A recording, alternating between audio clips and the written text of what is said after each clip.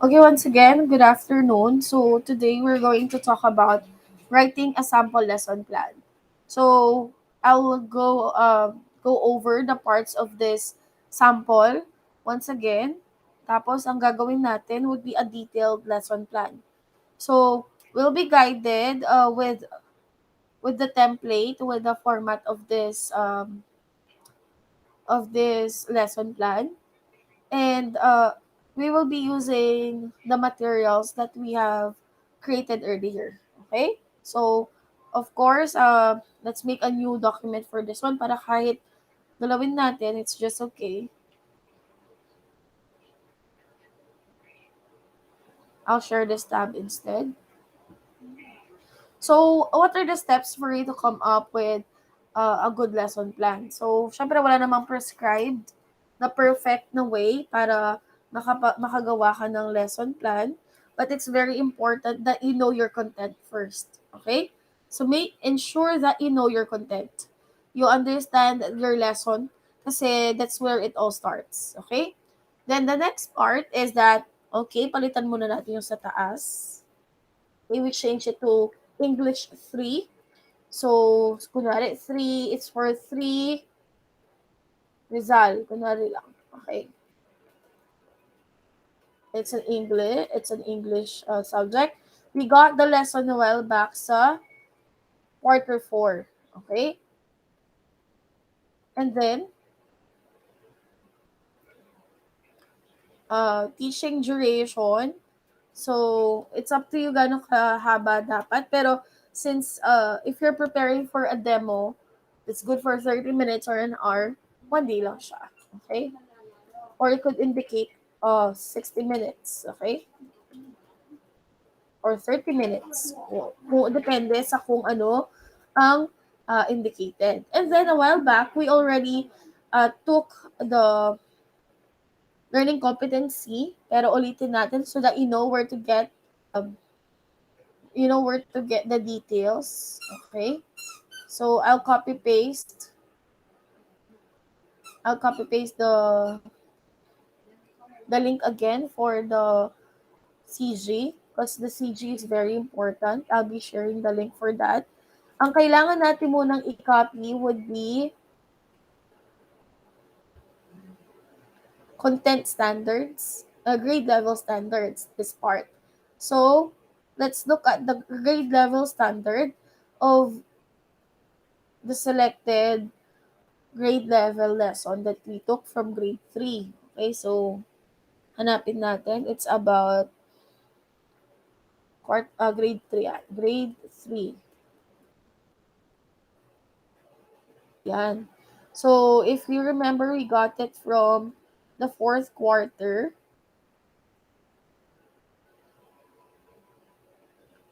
And we're highlighting developing reading and writing. So we took this one, show understanding of a story by presenting them through dramatization. So the red ones are the codes, okay? If I may remind you, the red one are the codes, the LC codes or learning competency codes. You copy them. By the way, you take note if your teacher would ask you to use the MELCs or most essential learning competencies or the usual. Pero ngayon, kasi ang ginagamit pa nun is MELCs. After some time, babalik din siguro or there could be a time na i-review nila yung curriculum guide. So, I copied the learning competency and then I'll paste it here in the learning competency slash code. Ayan. Dikit ko dyan.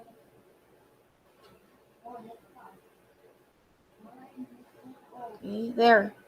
So, you just work on the format, lalo na if it's from a PDF file. Syempre, as expected, hindi yan maayos. Because it's somewhat like laminated or flattened. Okay? Yan. So, through dramatization. Now, where do we get the grade level standards? So, we return to the CG. Tingnan natin doon sa pinakataas. Okay? This is where you find your CG.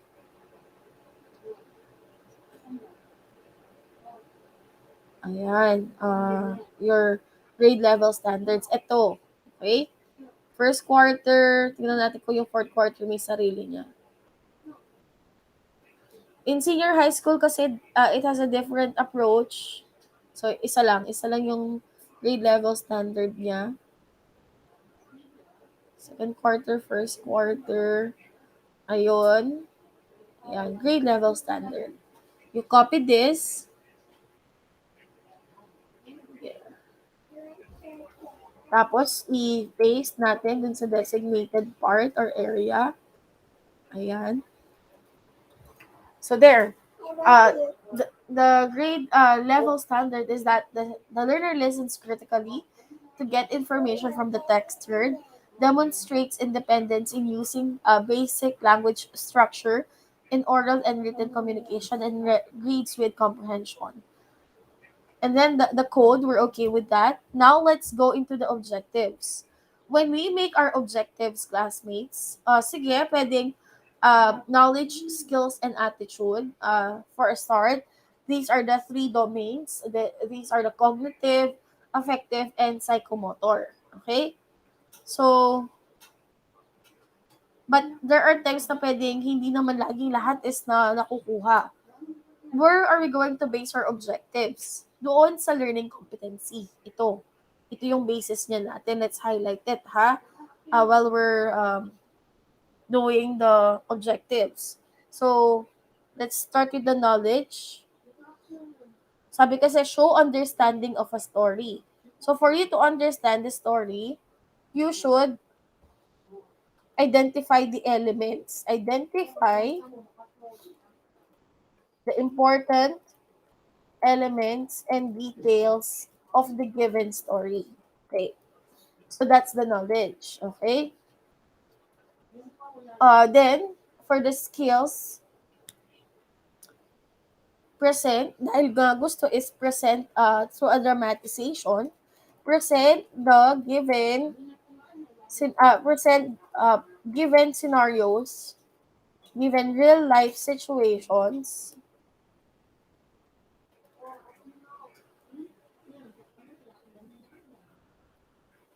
through um, dramatization.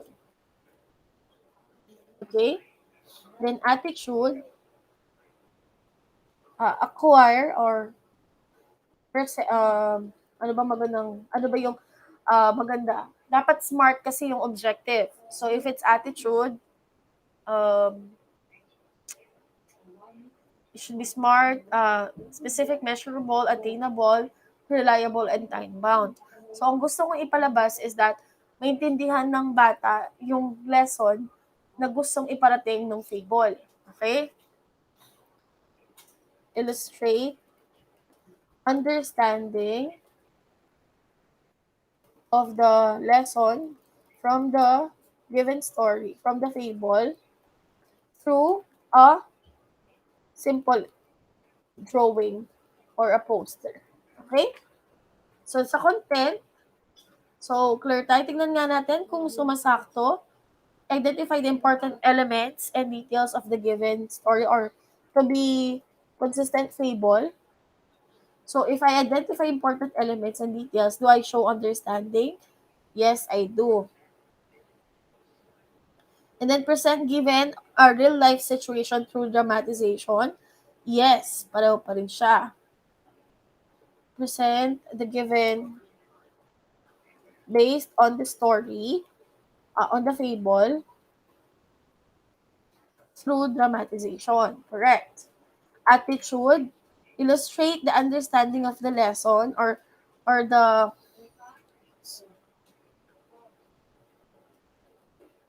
illustrate the lesson from the fable, life lesson. Ayan, better.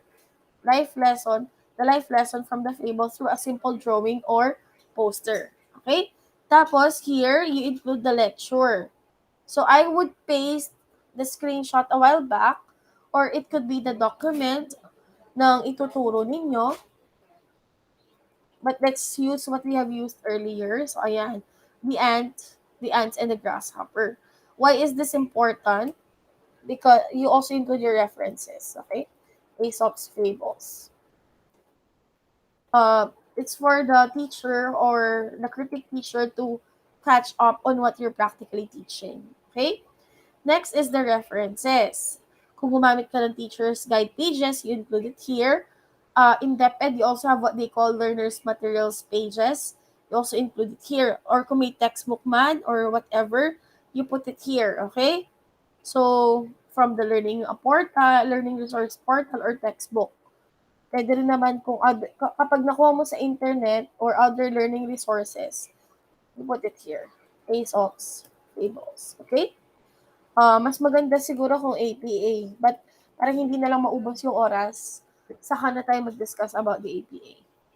Supplies, equipment, and tools, what should we use? Okay. Let's say, example, I'll be using handouts and a PowerPoint presentation and a projector. Okay. Kunwari.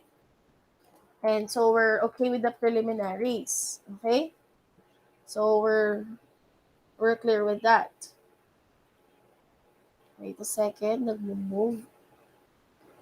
Tapusin lang natin yung ilang sa mga parts na to. Okay? Nawala yung yung tab. Ang dami kasing nakabukas. Okay. Ayun.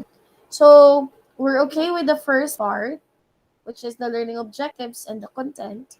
Now, let's move to the teacher's activity, student's activity. So here, napaka-importante na ma-imagine mo, okay? I would recommend that before you get to this part, you outline first. Outline nyo muna yung flow ng activity na gusto ninyo. So, gawin ko din siya. I will use the comment feature na lang nito para hindi mag-mix. Saan ba yun? Ayun. So first, I'll ask a motivating question. I'll ask the students about ants and their behavior. Pwede ako magpakita ng picture ng ant. Okay? Second, I'll present the story. Okay? Present the story. Much better if meron silang kopya on their own na pwede na lang sulatan, i-underline. Then third, we'll have the analysis. This is where we could also have the questions para maintindihan ng bata. Okay? With guide questions or pwede rin formative assessment. And then, after that, we have the abstraction. The abstraction will involve highlighting the life lessons. Okay? So, medyo okay na tayo. So, feeling ko kaya ko na siya. So, I'll do the review or introduction part. So, I would want to review the students first. Okay? I could ask, what do you recall about yesterday's discussion? Okay? And then hypothetically, let's say Daniel would say,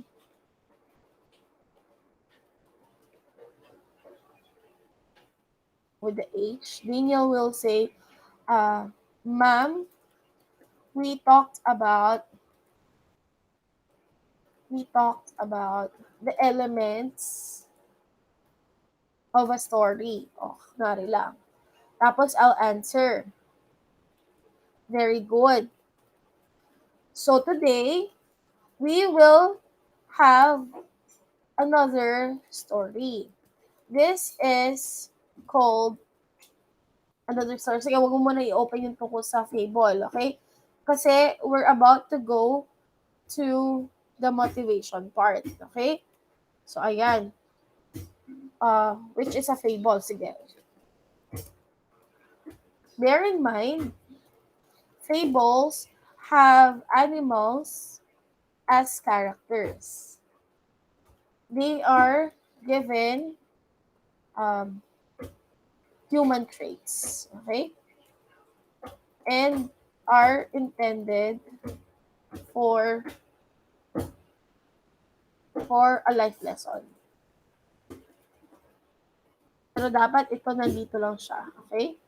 So, ito, sige, pwede natin dito sa very good. Okay? So, i-check natin, pasok pa ba sa mga parts ito? Parang, pwede natin i-move. Okay? So, I'll take this off muna. Cut ko muna. Mamaya ko ipipaste. And then, let's go to the motivation. Okay? So, ang motivation na nasabi natin kanina is, papakita ko ng picture ng ant. Class, pwedeng present a photo of an ant or an ant colony. Okay. Okay, class. What do you see in the picture? So, kunwari, sasabihin ni Angelina, Ma'am, I can see ants. Okay. So, what do you notice about ants? Or when do you see ants? Okay. So randomly, students can answer when there is food or when there are sweet snacks. There. Then from there, what? Why do you think it's important that you think of potential questions? This is like your script. But when you have your sample detailed lesson, hindi naman dapat as is. Na, pwede kang magbago ng parts whenever there's a need. Why do you think ants collect food? Because they need food and they store it. Kunwari, ayan yung sagot niya. Okay? So, from there, you present examples of the new lesson. Okay? So, lagyan pa natin ng isa. From there, our story for today will involve the ant. I will involve the insect that we are talking about. Yan. So, next is analysis or present examples of a new lesson. So, dito muna ipapakita yung story. Okay? Introduce mo na yung story dito. Ayaw ma-erase. You could have the introduction or the idea. So, you could have pre-reading the teacher can present present the pre-reading questions.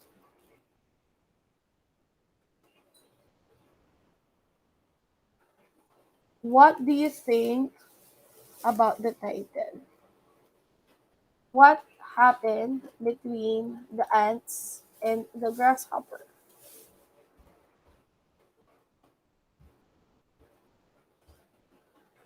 What could be the problem? Okay, so there. Then you will ask students, kunwari they would answer. The title is The Ants and the Grasshopper. Uh, they might be friends. We are not sure, kunwari. They might have fought. Okay? So, ayan, kunwari, those are the initial concepts or ideas. Okay? Dito pa lang natin para ilalagay ang ating lesson proper. So, kunwari, you insert the lesson. Okay? The story. So, the teacher will give the copies of the story and will read the fable. Okay? Copies and will read the fable. Okay? So, babasahin mo dito. So, let's put your line. Okay? I will read the story twice. You may read along and ask questions later. Yan. So, edi nandiyan na. And then, my task is for for me to present dramatization, di ba? And differentiation. Or depende sa kung ano yung na-assign sa inyo. Hindi pa siya dito, but here you present the topics. Okay? Listen na natin to. Kunwari natapos na natin. You may also have shared reading with this. It's just a matter that within the story, magsa-stop ka to ask questions. Okay? Or pwede rin siya, yun nga, you could have during reading questions. So sabihin natin tapos na tayo sa abstraction. Do you have questions? No, pasasagot sila kunwari ng non, ma'am. Non, ma'am. Ayan. So activity. So activity 1, let's have the post-reading questions that we did a while back. Okay? Wait a second. So alisin natin to. I got this online. The template. You may have your own template in your school, but I would recommend that for the demonstration that we'll have, let's stick to the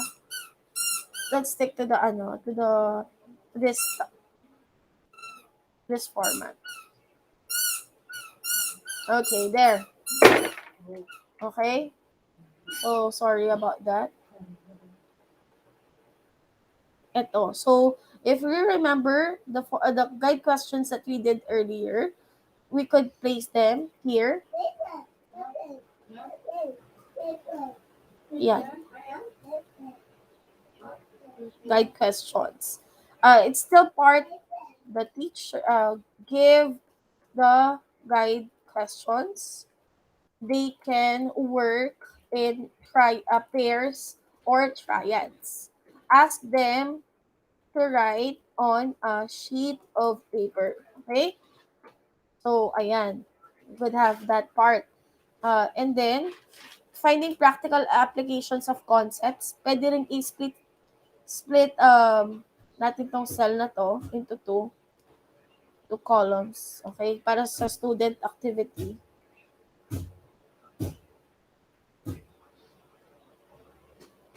Medyo naglalag na. Okay? So, they could give their answers. Okay? You could put your line here. Okay, class. Answer the given questions on a sheet of paper. Okay, ma'am. Here. Tapos, are you done?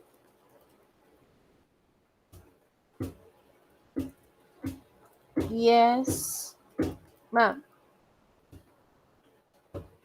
Okay. Let us have your answers. Who would like to answer the first question? Oh, yeah, there. So, you could ask them to share their answers. You complete the entire thing, and then we move to the generalization. Okay. You also split the cell for this one. I'll just send to you this version. Okay. So you could ask them already, what was the story all about? Ask the students. What did you learn from the story? How can you use the lesson in your own life? So they wouldn't have difficulty answering this one kasi it's already asked in number 4. So they have an idea already. And then the assessment, I would recommend that since they're grade 3 students, kahit hindi ganun kadami, the assessment would vary based on the year level. But if they're like grade 6 to 10, junior high school, senior high school, mas dumadami. Senior high, we could give like 10 to 15. Okay? So, ayan. I'll get the questions that we made earlier. So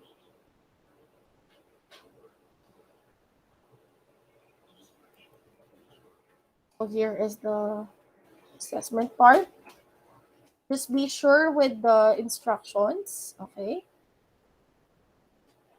So this could be printed, or you could present it through the presentation. They could write on their paper. And pwede mo ring ilagay dito yung finding practical aspects. I-insert din natin yung performance task. And to check if you really understood the story, let us have our group activity. Pwedeng pumasok dito yung differentiated instruction by giving the students a chance to present it in different ways. Pwedeng yung isa mag-a-act, yung isa pa musical, yung isa pwedeng may parang um, pwedeng may background na poster, pero syempre there's a grade 3. We could give them yung isang group pwedeng may guide question, yung mga advanced learner, yung hindi masyadong advanced learners may guide questions, yung alam mong nagpe-perform ng maayos, hindi nabibigyan. Kasi when we say differentiated instruction, hindi lang iba-iba ng form or ng output. Pwedeng iba-iba siya ng level, okay, beginning, intermediate, or advanced. Okay? So, ayan. Dramatization. Don't forget the rubric, okay? You tell them how many minutes could they prepare, um, or perhaps pwedeng very quick lang, or like for 30 seconds, they respond to these questions, but they would have to act and present to them the rubric, okay? So your rubrics could be made by you, but if you find that difficult, pwede kayong maghanap sa Google, okay? Generalization, assessment, and just don't forget to wrap things up, okay? So that's it for making a detailed lesson plan for a grade 3 class. Okay? Do we have questions? Questions po?